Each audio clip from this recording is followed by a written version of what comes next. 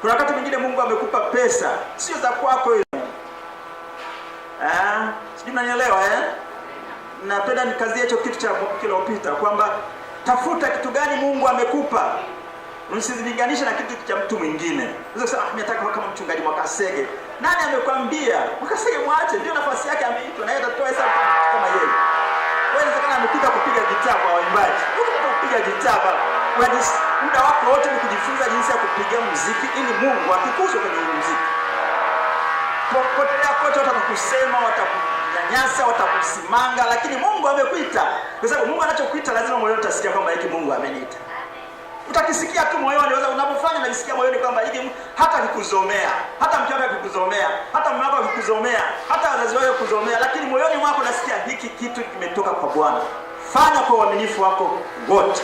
Ipo siku moja ijara itapatikana kutoka kwa Mungu. Nilipenda nianze hapo kidogo kwamba usipuuzie ulichopewa. Na usifanye mzaa. Biblia inasema kwamba akanyang'anywa hata hicho alicho nacho, akapewa akaongezewa mtu mwingine. Ni hatari sana. Ni hatari sana. Unaweza kujikuta kwamba unaishi katika maisha mabaya na mabovu sana siku zote. Nimeokoka kweli, Bwana asifiwe, iko vizuri sana mdomoni, lakini hakuna matunda ya Bwana asifiwe ulionao. Hakuna. Kwa sababu Mungu amekwisha kasirika, amekupa kitu cha kufanya ufanye. Na matokeo usipofanya, shetani atakugeuza, atafanya vitu vya kwake. Utaanza kufanya kama namna ya dunia inavyo kwenda, kwa sababu hutaki kufanya kile ambacho Mungu anataka ukifanye. Na nisikia watu wa Mungu, tumshangilie Mungu kwa makofi. Nisikie vizuri kuifanya kazi ya Mungu. Siku moja mchungaji nakumbuka alisema kwamba ni vizuri kujua una nafasi gani nyumbani kwa Bwana. Jitahidi kujua. Kama hujui jitahidi nenda hata kwa mchungaji. Kama unaona vigumu sana kumuona kabisa wa kanisa, nenda kwa mchungaji. Mchungaji, mimi natamani nijue kitu gani ambacho nimeitiwa nyumbani kwa Bwana. Nimeitiwa nini mimi? Kwa sababu yeyote aliyeokoka na kajazwa Roho Mtakatifu anacho kitu cha kufanya nyumbani kwa Bwana. Unacho kitu cha kufanya. Maadamu umeokoka, hata kama unacheza na wokovu, kama huna wokovu hutapata kitu. Lakini kama unaamini kwamba Mungu amekuokoa na amejaza Roho wake Mtakatifu ndani wako, unacho kitu cha kufanya kwa utukufu wa Mungu. Na hicho kitu siku moja atakidai Mungu kutoka kwako. Siku ya leo nataka tujifunze habari za safari ya Yesu. Ametoka Yeriko, amezungumza na wale wanafunzi. Sasa anakwenda Jerusalem.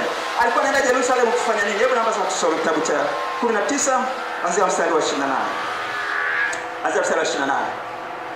Luka sura 19 mstari wa 19 mstari wa 28 mpaka wa 44. Tutasoma kwa jina la Yesu.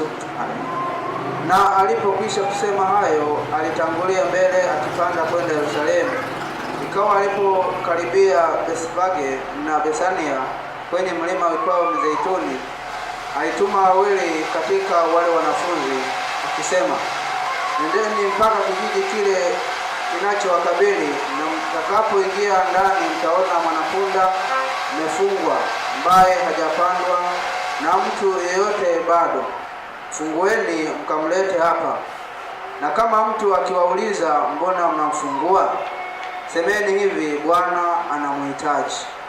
Na wale waliotumwa wakaenda wakaona kama alivyoambia. Na walipokuwa wakimfungua mwanapunda, wenyewe waliwaambia, mbona mnamfungua mwanapunda? Wakasema, Bwana ana haja naye. Wakampeleka kwa Yesu, wakamtandika nguo zao juu ya mwanapunda, wakampandisha Yesu. Sante.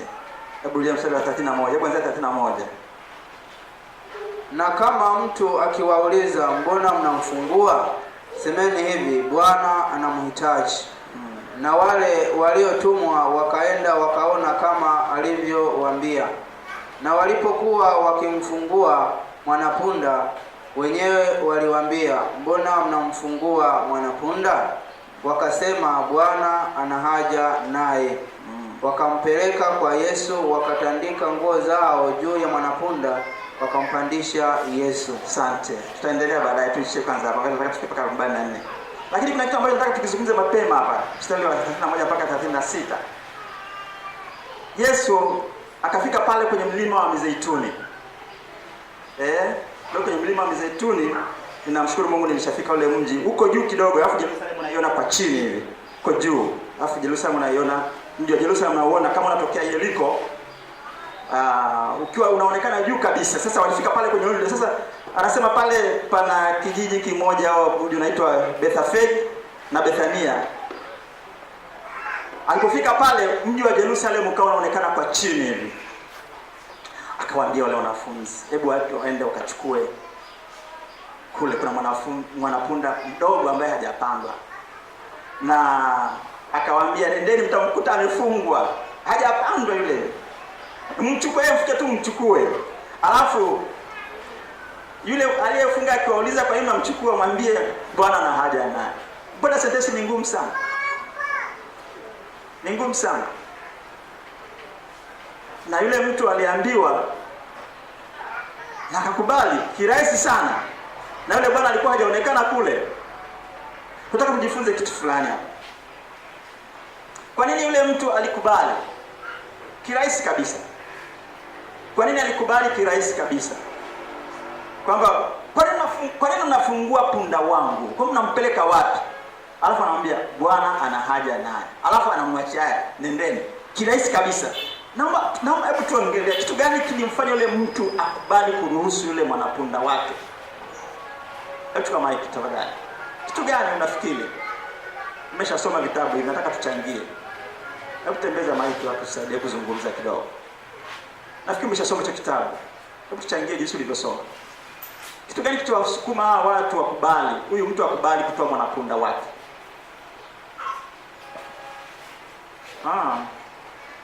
Tuchangie jamani.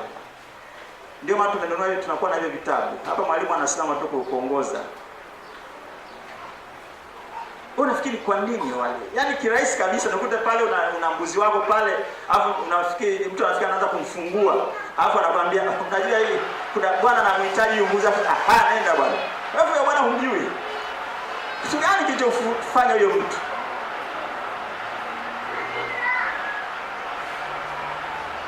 Muda unakwenda. Hatuombi sasa, watu wameinama chini wanaomba. Hapana, hapa tunajifunza. Mpe mama pale, hewe mbele yako. Kitu gani kilifanya? Bwana Yesu asifiwe. Amina. Mimi nafikiri huyo mtu alikuwa na roho ya utoaji ndani yake. Ndio maana alikuwa mwepesi kwa ajili ya kutoa. Mmoja, asante kwamba alikuwa na roho ya utoaji. Mwingine mpe yule kijana. Mpe. Asante sana. Bwana Yesu asifiwe. Amina. Nafikiri huyu mtu alitosheka na ile kauli baada ya kuambiwa kwamba Bwana anamhitaji. Alitosheka. Okay. Asante. Na roho ya utoaji na kutosheka. Mwingine yupo, mpe tu watu wazungumze. Asante, karibu. Vile kila mtu wa mic utakuja kwa. Yeye alijua kila kitu ni cha Mungu. Yeye alijua kila kitu ni cha Mungu. Asante. Mtu hapa mzee Zekeli, alafu malizie kwa mama Ulomi kana anayekunyosha. Bwana asifiwe. Amen. Huyu bwana inawezekana aliwahi kusikia habari za Bwana Yesu. Okay. Na ndio maana hakusita kuacha kumtoa punda wake kumtolea Bwana Yesu. Okay. Kwamba alishawahi kusikia habari za Bwana Yesu. Kwa hiyo alipoambiwa kwamba Bwana ana haja naye akasema, "No, let me give him." Tusikie kwa mara mwisho mama Ulomi, nataka kusemaje? Umesha exhaust mambo yako. Bwana Yesu asifiwe. Amen. Lakini wote wamesha kusema siko tofauti sana nao. Ila naona Mungu aliweka utayari ndani yake wa kukubali kwa hiyo muda aende. Okay. Mungu awabariki sana. Mungu awabariki sana. Kuna mtu mmoja amesema kwamba inawezekana huyo mtu alishawahi kusikia habari za Bwana Yesu. Inawezekana. Na kama alishawahi kusikia habari za Bwana Yesu, jambo lote linalotoka kwa Bwana Yesu alizisikia habari za Bwana Yesu, alishamjua Bwana Yesu anafanya vitu gani, anamjua jinsi alivyo. Kwa hiyo alipoambiwa kwamba Bwana anamhitaji, sema kama ni Bwana na yule aliyeponya vipi? Yule aliyefanya hiki, yule aliyefanya kile, na ndiye anahitaji, na ndiye ni wanafunzi wake. No thank you. Hivi vitu hiki kitu kifanye nini? Kiende tu. Nipenda tusome hapo kidogo kwa sababu sisi sote tumeshasikia habari za Bwana Yesu. Sisi sote. Na wakati mwingine Mungu ameshasema na sisi binafsi ameshajiweka wazi ndani mwetu. Kajiweka wazi, kajifunua aidha katika swala la uponyaji ama katika swala la utoaji la mafanikio ama kwa njia nyingine yoyote Bwana kisha jiweka wazi. Kwa anapofikia wakati anapohitaji kitu kutoka kwako, usisite kutoa. Bwana Yesu asifiwe. Somo letu linasema kwamba kumkaribisha Kristo, kumkaribisha Kristo anapokuja kwako kwa ajili ya jambo lolote, unapomtekelezea na maana umemkaribisha, umemkubali. Anapohitaji kitu, anapohitaji kukutumia wewe, unapokubali kutumika, ina maana umefanya nini? Umekaribisha ili afanye kazi. Kwa sababu Yesu hafanyi kama jinsi alivyo kwa jinsi ya kibinadamu. Alifanya ile miaka 3 ya mwisho kabla ya kuwepo duniani, baada ya alipokuwa duniani. Alifanya akiwa wazi kabisa, anafanya vitu kwa vitendo na watu wanamuona kama anafanya. Lakini sasa hivi anafanya kupitia watakatifu waliopo. Na mara nyingi anapitia watakatifu, anataka aingie ndani mwao afanye kitu. Kama anataka kuwaponya watu, anahitaji aingie kwa ukimkaribisha kwa nafasi yako, ukianza kuomba na maana umemkaribisha Bwana Yesu ili aweze kuwaponya watu. Kama unahitaji watu wapate vitu, wapate mali, wapate nini, wapate huduma mbalimbali, Yesu ukimpa nafasi ya kujiachia wazi, kwa sababu jambo la kwanza analifanya Roho Mtakatifu anasema na sisi na mioyo yetu. Anajiweka wazi ndani mwako. Unasikia kitu ambacho kinatakiwa kufanyike ndani mwako. Unajisikia hamu ya kuomba, unajisikia hamu ya kutoa, unajisikia hamu ya kumtembelea mgonjwa, unajisikia hamu ya kuwaombea wajane, unajisikia hamu, unajisikia shauku moyoni ya kufanya vitu kadha wa kadha. Unapokubali ile kitu, ina maana umemkaribisha Bwana Yesu ndani mwako ili aende akafanye kitu ambacho amekiwekea shauku ndani ya moyo wako. Kwa Yesu anachokihitaji na Roho Mtakatifu ametumwa kwetu. Biblia inasema kwamba Yesu alipopaa alisema nitawaletea msaidizi ambaye atakwenda pamoja nami. Atawafundisha, atawaongoza katika kweli yote. Kweli yote ni pamoja ni neno la Mungu. Kwamba atajifunua yeye Mungu jinsi alivyokutia Roho Mtakatifu ndani mwetu. Kwamba sasa natakiwa nifanye jambo hili. Sasa natakiwa nimuombe Mungu. Sasa natakiwa nifunge. Natakiwa nifanye hiki. Kwa unapochukua hatua ya kufanya kile kitu, ina maana umemkubali Bwana Yesu ndani mwako ili afanye kama jinsi ambavyo alikusudia kupitia Roho Mtakatifu ambaye anajifunua ndani mwako. Bwana Yesu asifiwe. Kwa hiyo tuwe wazi, tuwe radhi tunapomkubali Yesu anapokuja ndani mwetu kutuhudumia. Nikazie kitu kimoja nilikuwa nimesisitiza katika somo lililopita la wiki iliyopita kwamba huduma anazotupatia Mungu kuzifanya, hatuwezi kuzifanya kwa nguvu zetu wenyewe hata kidogo. Lakini kumkubali Yesu, kumkaribisha ndani mwetu, atatuwezesha, atatutia nguvu ili tukaweze kuzifanya zile. Usipomkubali Yesu kuwa ndani mwako kikamilifu kwa ajili ya huduma ambayo unaiona ndani mwako, utafanya kwa mazoea, utafikia mahali fulani utachoka, utakata tamaa. Watu wananisema sana, wananisema, wananiona mimi, wananisema hivi, wananisema, basi niache. Haikusaidii. Haikusaidii, utanyang'anywa hata hicho kidogo ulichopewa. Utanyang'anywa, utabaki kuna kitu. Shetani hakutumii, Mungu hakutumii. Unabaki unawayawaya tu ovyo ovyo, lakini sio mapenzi ya Mungu. Kwa mkubali Bwana Yesu, mruhusu ndani mwako ili awe tayari kukutia nguvu, kukuwezesha kuyafanya hayo ambayo ameyaweka kwa. Na Roho Mtakatifu ni mwaminifu. Hebu tusome kitabu cha Yohana tafadhali. Yohana sura ya 16. Hebu anzia mstari wa 13. Haraka kidogo ndio umeshakimbia tayari. Hebu anzia mstari wa 13. Kuanzia mstari wa 13. 16. Lakini yeye atakapokuja huyo Roho wa kweli, atawaongoza awatie kwenye kweli yote. Asante. Unaweza kuendelea. Huyo Roho atakapokuja atawaongoza awatie katika kweli yote. Kwa hiyo Roho Mtakatifu ana wajibu wa kututia katika kweli yote, na kweli yote ni neno la Mungu. Nasitiza mstari huu. Maadamu umeokoka, jua kama Roho Mtakatifu ana wajibu mkubwa sana kwa kuingiza katika neno la Mungu. Una haja ya kukataa ama kukubali?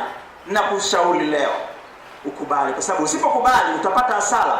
Kuishi kwako duniani itakuwa ni hasara tu. Itakuwa ni hasara kwa kweli. Lakini Roho Mtakatifu ndio atakayekuingiza katika kweli yote. Na Roho Mtakatifu hakuingizi kama robot. Roho Mtakatifu ndio wakati mwingine tunasema kwamba unapoanza kusoma neno la Mungu, be serious. I don't know Kiswahili. Maanisha kusoma. Chukua neno la Mungu, mwambie sasa Roho Mtakatifu niko pamoja na wewe. Niingize katika neno lako. Nikujue wewe jinsi ulivyo. Kama jinsi ambavyo unaandaa chakula, kina mama unaandaa chakula, mnaandaa, mnaonja, mnafanya hiki chakula baba atafurahi. Hiki chakula watoto watajisikia vizuri. Ndivyo na sisi tunatakiwa tufanye hivyo hivyo tunapoanza kusoma neno la Mungu. Roho Mtakatifu ndio mwaminifu, anatuingiza katika kona zote za neno la Mungu. Iweke utaratibu ndugu yangu kusoma neno la Mungu. Kwa sababu ukiishi bila kufanya ambalo Mungu anataka ufanye, unaishi kwa hasara. Watu wa dunia watakucheka. Tusema kama kuokoka ndio hivyo basi hakuna sababu ya kuokoka. Na tusifikie hivyo hata siku moja. Tusifikie hivyo. Namshukuru Mungu juzi. Mimi pale ofisini kwangu sijisifu, namshukuru Mungu. Wananiita mchungaji. Na sisi kama nitakuja kwa mchungaji, I don't know. Mchungaji juzi sio juzi wiki iliyopita. Kuna mfanyakazi mwenzetu alibuliwa na mtoto wake mgonjwa sana. Akalazwa hospitali pale General. Kisha napigiwa simu, mchungaji njoo tuombee. Mtoto anaumwa. Alafu nilikuwa kwenye maombi. Yaani nikasema niende hospitali kumwombea mgonjwa. Yaani yule mtoto ameumwa, ni mtoto ameweza chuo kikuu, yuko hoi, wameshakata tamaa hospitalini. Sasa hivi niende. Mwili umejichokea kweli yani. Na nilikuwa nimepewa majukumu pale mezani. Ikabidi hao mwanzo majukumu nikaenda nikamshukuru Mungu Bwana Yesu asante kwa sababu niruhusu niende kafanye kazi hiyo hospitali pale General. Nikaenda. Katika pale chumba amechoniambia, nikafika wale wodi akaniambia amezidiwa, amepelekwa chumba kingine maalum. Nikamwambia tunasema jamaa naomba mimi niende. Kaenda nikafika pale nikaenda. Yule kijana hayupo, binadamu hayupo duniani. Hayupo. Kutale watu pala wamekaa wamejikatia tamaa, wanasubiri tu kwamba sasa kengele ilie, ndio. Sasa ninaanzaje kuomba hapa? Kwa hiyo Mungu akanipa namna fulani ya kuzungumza mle ndani. Kazungumza ndani ya hospitali pale, nikazungumza, katia moyo kwanza kabla sijaomba, Mungu akanipa la kufanya. Wakati naendelea kuzungumza nikapata vitu vya kufanya, kusema. Sikuvamia tu, unajua Namshukuru Mungu ambaye alipa ndio kufanya kufanya. Kazungumza na wale wazazi, mzazi mmoja ni tunafanya naye ofisini moja. Ni afisa mwanzangu. Baada ya kuendelea kuongea nikapata neema fulani ya kufanya. Sababu huwezi kuzungumza na yule mgonjwa, hana fahamu, ushapoteza. Nataka kusema kitu kimoja kwamba huyu aliyetuita ana plan ya kufanya kazi yake. Ndio point yangu hiyo. Tafadhali sana mnielewe. Anayo plan, tusivamie ovyo, lakini tukubali tumkaribishe. Somo letu leo ni kumkaribisha Kristo. Mkaribishe.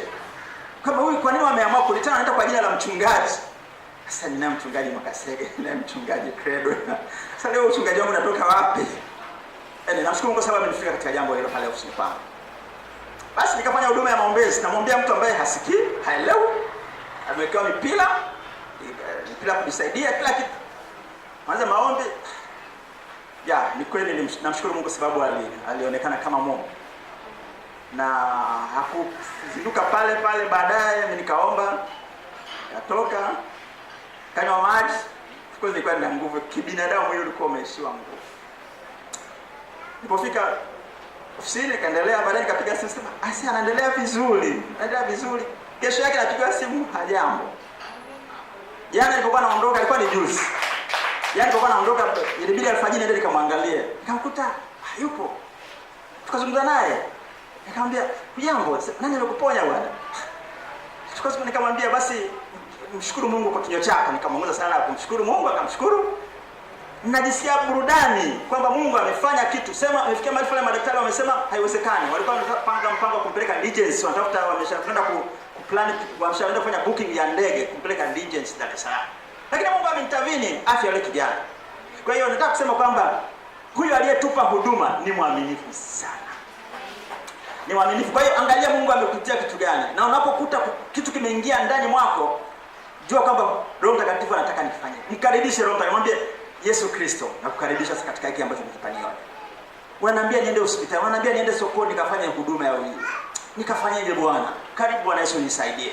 Karibu unisaidie uende ukafanye ile huduma yako. Kwa hiyo huyo mtu alikubali haraka sana kwa sababu alimjua Yesu. Hebu tumalizie kusoma haya maneno alafu tumalize kipindi chetu kimemuda mtume kisha. Hebu endelea kwa ile 36 anzia 36.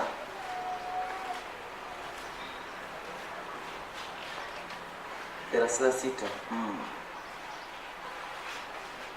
Na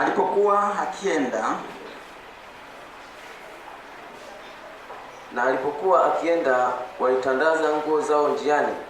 Hata alipokuwa amekaribia matelemko ya mlima wa Mizeituni, kundi zima la wanafunzi wake walianza kufurahi na kumsifu Mungu kwa sauti kuu, kwa ajili ya matendo yote ya uwezo walioyaona.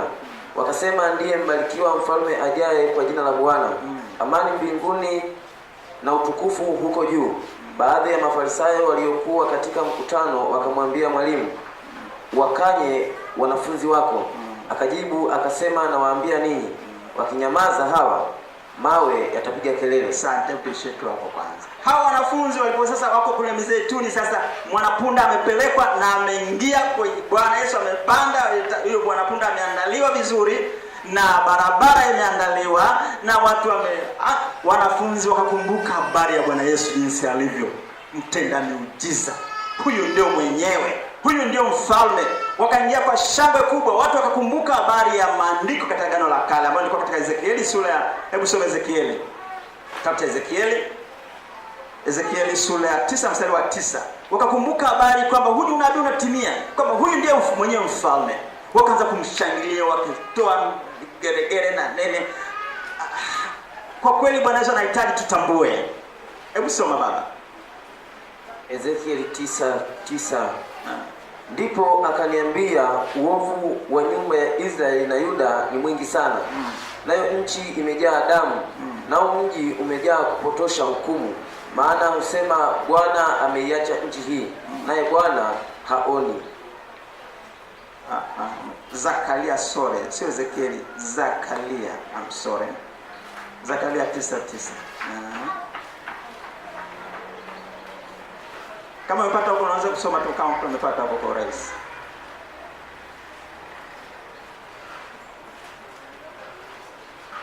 Zakaria 9:9.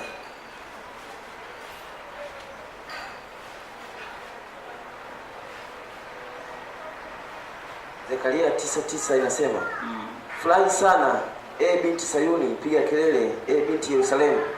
Tazama mfalme wako anakuja kwako. Ni mwenye haki, naye ana wokovu. Ni mnyenyekevu, amepanda punda, naam, mwanapunda, mtoto wa punda. Huo ni unabii ulikuwa unatimilika. Wakakumbuka habari kwamba ndivyo ilivyozungumzwa kwamba sasa huyu ndio mfalme. Wakafikiri kwamba sasa ndio wakati Yesu anakuja kumnyang'anya Mrumi, utawala wa Kirumi, na wakashangilia sana. Sasa watu wale Mafarisayo wakasema, kwa nini kitu kama hiki? Kwa nini? Wakasema, wanyamazishe, sema no. Wakinyamaza hata ya mawe yatapiga kelele, kwa sababu ndio wakati wake. Sasa walikuwa wanafikiria kwamba Yesu ndiye anakwenda kuwaletea utawala, ufalme kusimama na kunyang'anya Warumi, lakini haukuwa ni wakati wa Bwana kufanya hicho kitu. Na walipoona kwamba Yesu sasa hapindui ule utawala wa Kirumi, wakamgeukia, ndio wakaanza kutafuta mbinu za kumsaliti. Ndipo ilipoanzia pale staili ya kutaka kumsaliti Bwana Yesu. Walipokuwa wanafikiria kama huyu ndio mwenyewe mfalme amekuja na kuja sasa ili wale Warumi ambao wanatutesa. Sasa ndio Yesu akasema sio wakati wake. Wakati utafika tu. Lazima niende msalabani. Lazima niteswe. Lazima nifanye ambayo nimekusudiwa, nimekuwa plan kuyafanya. Ndipo utawala wangu utaonekana. Na walipoona kwamba sio alikuwa anategemea, wakaanza kumtengenezea mbinu za kumsaliti. Bwana Yesu asifiwe. Naomba niishie hapa kwa leo, muda umependa sana na sipendi tuulize maswali. Naomba mzee Ezekiel mshukuru Mungu kwa ajili ya somo la leo. Baba, katika jina la Yesu, tunakushukuru Mungu wetu kwa sababu ni Mungu unayetupenda. Baba, tunakuinua maana ni Mungu mkuu, Mungu mwenye upendo mkuu ambao Baba hawezi kukadiria.